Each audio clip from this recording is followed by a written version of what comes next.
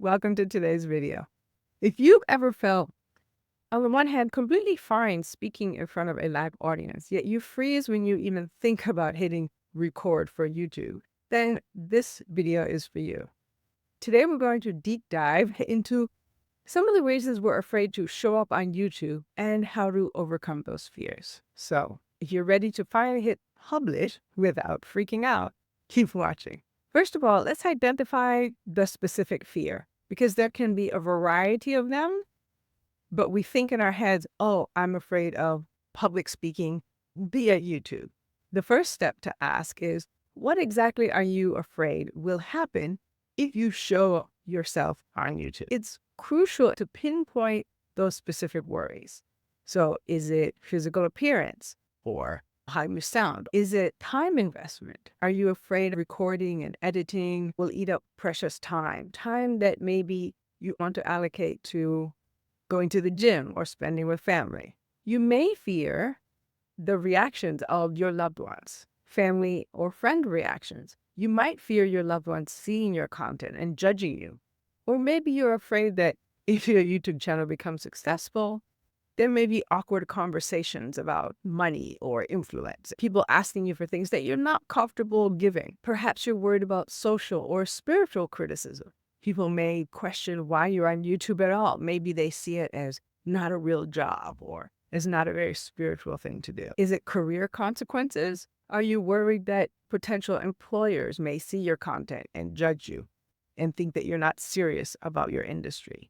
Could even be current employers. You may fear being criticized regarding tech or looking foolish regarding the technology. You may fear being criticized for things that you perceive you should know or should be able to figure out, camera settings, editing software, etc. Or maybe you fear you'll look like you don't know what you're talking about. So more of the intellectual concerns. You may have financial fears, worry that you won't earn enough money soon enough on YouTube, or that you'll sink time and resources into something that you will never pay off. Some of the solutions that we can use here are to mitigate the fears.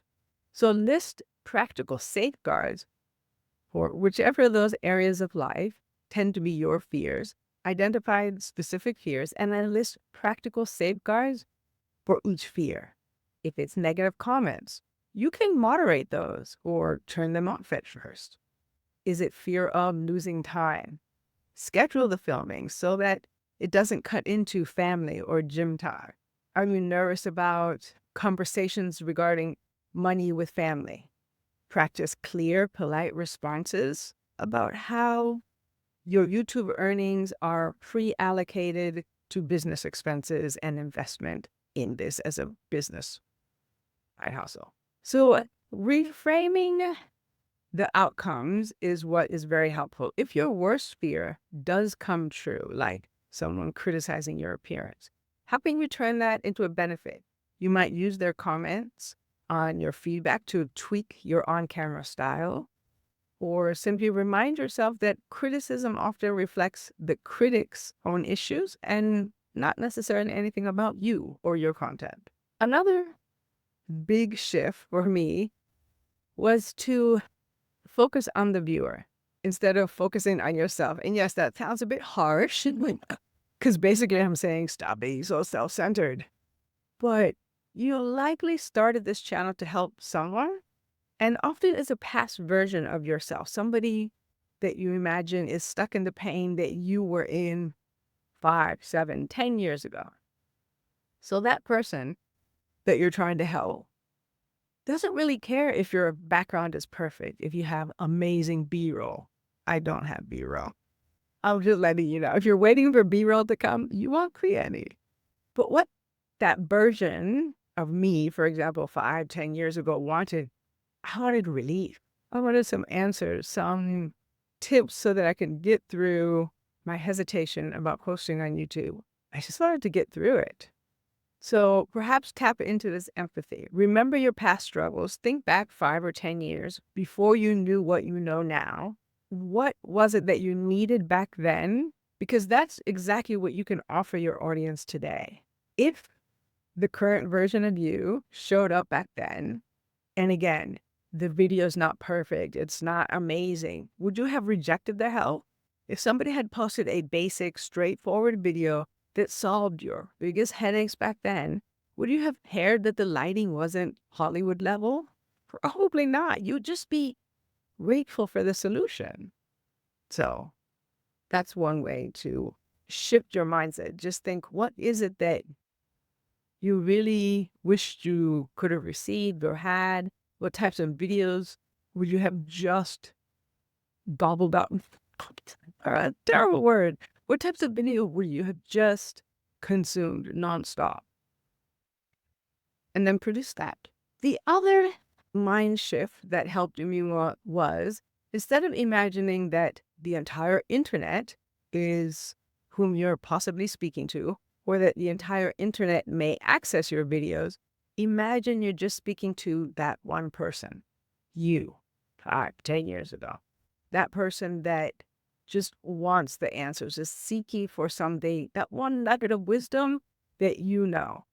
This, for me anyway, it helps shrink down this scary audience size to a person. And it just felt a lot less stressful for a variety of reasons, but we'll go with less stressful for now.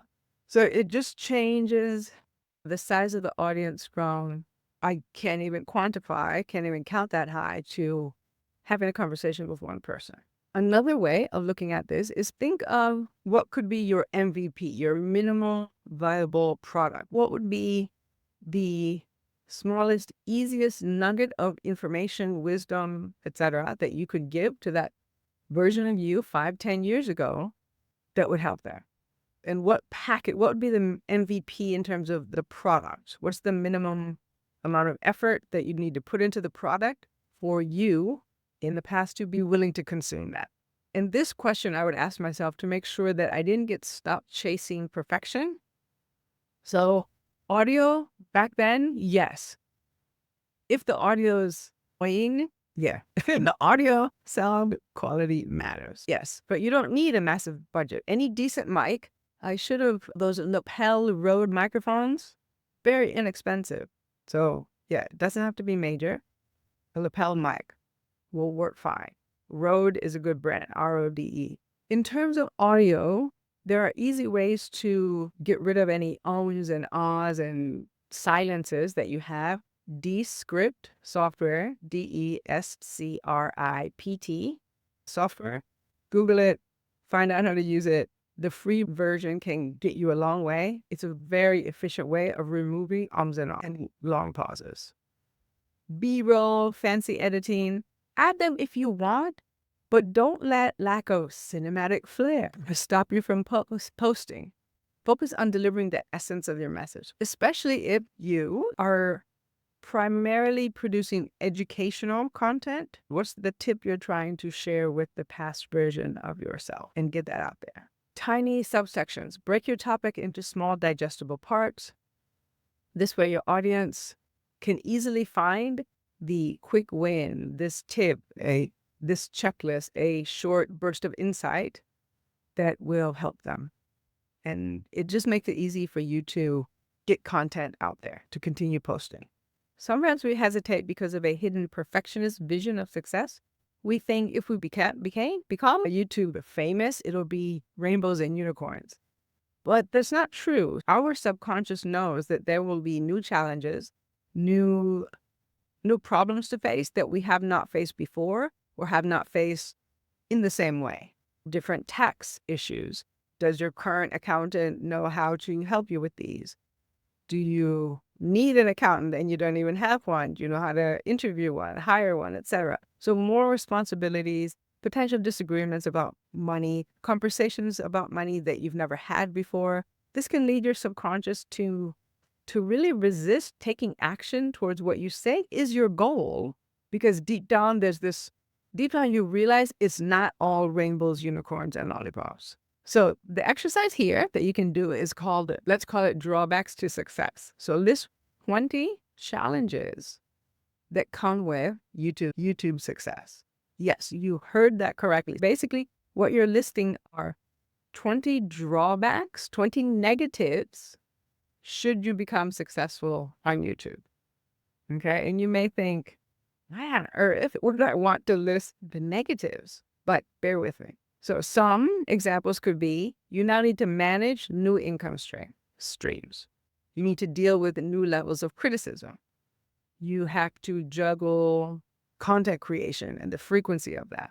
Eventually, you may have to hire freelancers or employees so that you can scale. So the way you do so list the exercise, list the challenges, and then actually write them out. Then next to each, list 3 to 5 ways that you can mitigate or tackle that challenge. So what this does is it brings, and you need to list many challenges.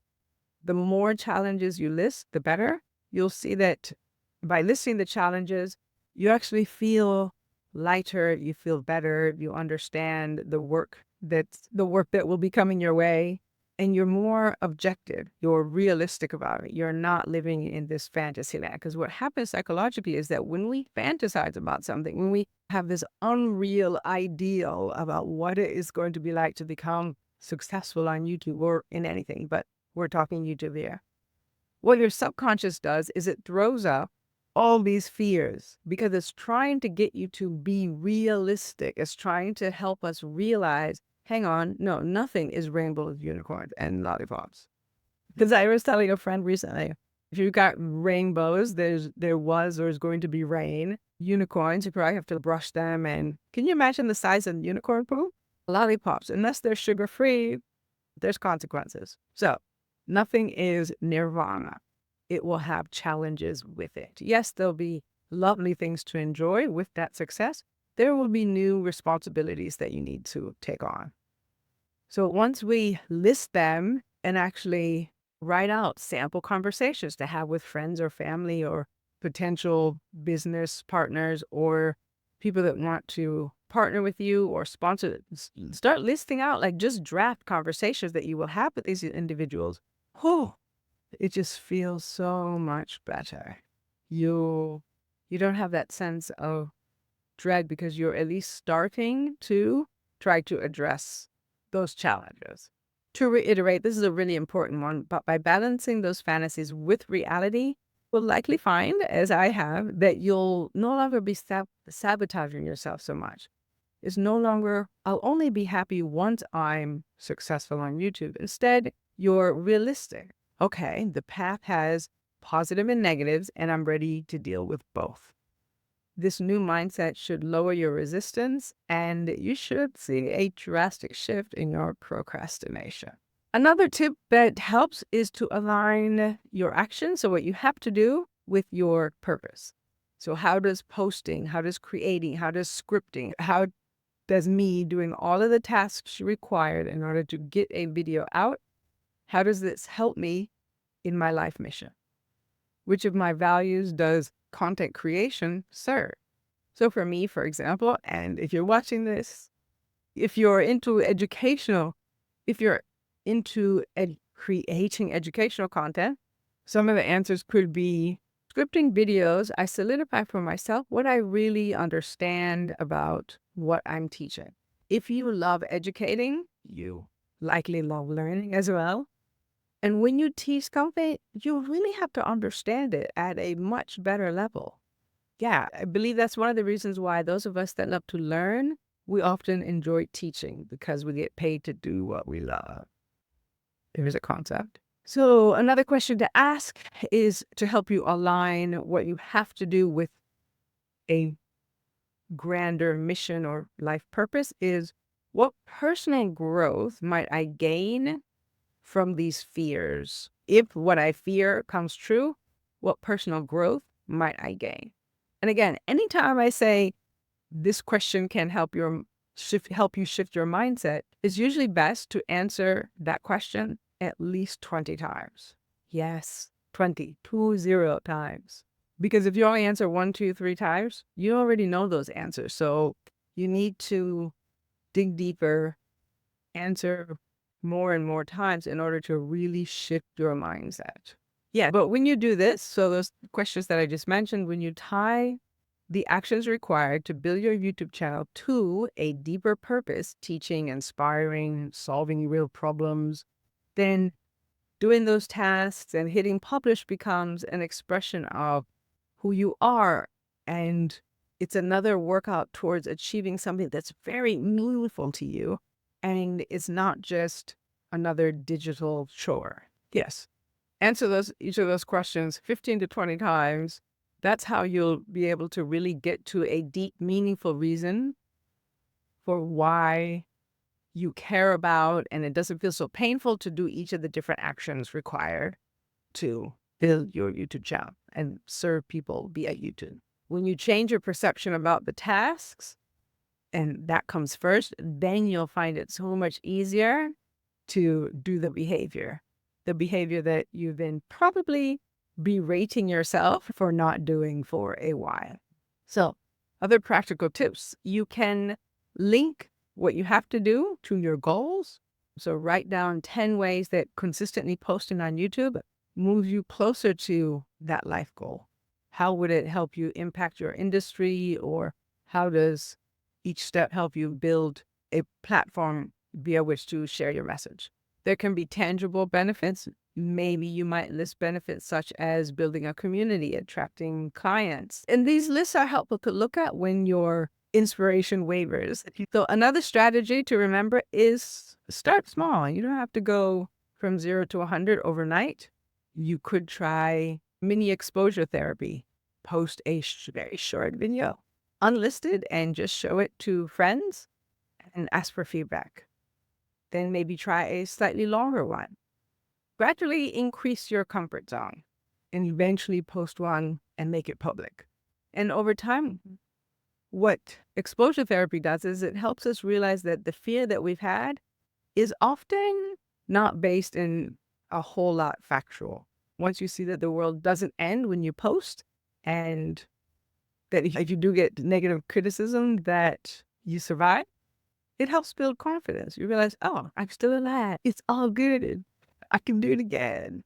Last, but by no means least, is to develop a consistent posting schedule and have an accountability group. Structure and what I call positive peer pressure is incredibly useful. So pick up posting frequency once, whatever it is, doesn't matter, once a week, twice a month, whatever. Make it realistic for you and your life situation. Accountability. Tell a friend, mentor, or your audience, or what I love is organize or join a group of people that are trying to achieve something similar. By making it public and having people that expect you to show up and deliver, you'll have a reason to push past the jitters, the fears. They're like, they're expecting me to show it to them, even if it's just to get feedback. The other benefit that you may get out of the accountability group is, at least the way we've run our sessions, is that there's a bit of a discussion at the beginning about how we're feeling, how we're stuck. And oftentimes just hearing that somebody else is having the same issues or the same emotional reaction, I find that just so soothing and calming. It sounds really simplistic, but it helps. I think a lot of our fear is often that we think we are the only ones, and we live in our heads, and the issues, the fears, our perceptions of the situation, we ruminate on them and roll them around in our head over and over again and don't really get anywhere. So an accountability group really works for me. In fact, I've mentioned the reason I'm recording this right this minute is because where's my phone is here. Anyway, in a few minutes, a short amount of time, I need to meet with my accountability group. And I promised a week ago that I would record this very video. So yes, I've been recording it at the very last minute, but at least I'm getting it done. And I think my mic may have misbehaved, so I may have to record it again. Anyway, I actually got an hour extension because I'm in the Midwest of the US at the moment, but other people are in other places, and we recently shifted our time. So it's springtime, so we changed our time.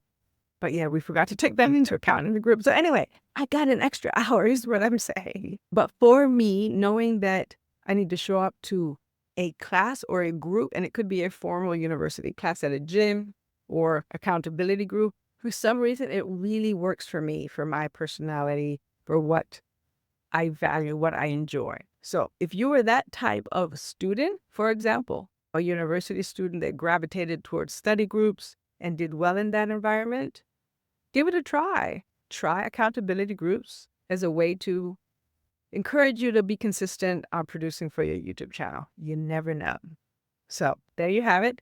If you are comfortable speaking to a group of people, but somehow freeze at the thought of vast numbers of potential YouTube viewers, remember the actual viewing numbers will usually start small. You'll likely speaking via video to a handful of viewers at first. And that's awesome because each viewer represents someone that you can genuinely help. Another tip that I gave right 20 minutes ago is identify and mitigate your specific fears. Shift from self-focus to caring about the person that you're helping. Acknowledge that success is not all sunshine and rainbows, etc., that I mentioned. List the drawbacks so that they don't paralyze you. Try that exercise. Please try it. It's very helpful. Try that exercise. Please. It's so helpful. Align all the tasks required to produce a YouTube video with your life purpose or the purpose for this channel. And start small. Keep going. Trust that your skills will improve over time. Yeah, try the accountability group. Let me know if that works for you.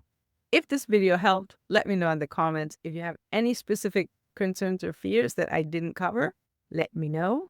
But more importantly, remember, you have something to share. YouTube is just another platform on which you can do this. You have something unique to offer. And the version of you 5-10 years ago would love to hear your tips, tricks, hacks for getting through the challenges they are in now. And just remember that person, they wouldn't have cared. As long as the audio is great, they really probably are not going to care about B-roll and backgrounds, and even the lighting can be a bit shoddy or wonky. And that's fine. They just want help. And you can provide that.